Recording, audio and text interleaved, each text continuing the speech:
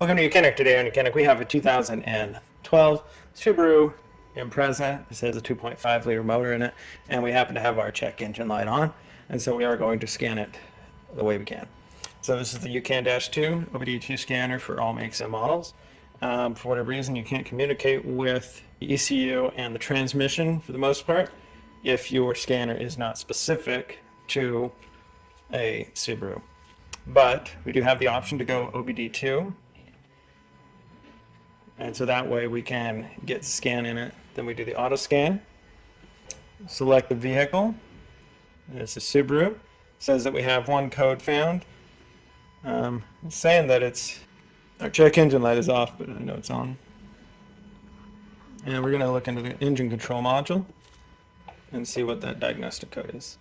We have the current code. We have some permanent codes here.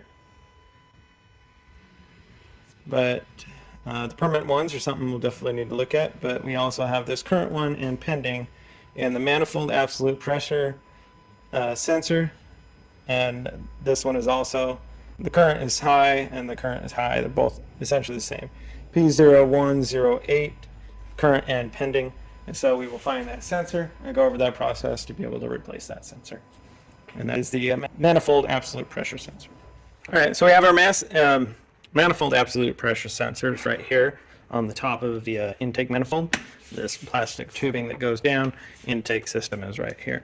So we need to squeeze this connector and then be able to pull it backward. We need an 8mm to remove the bolt here.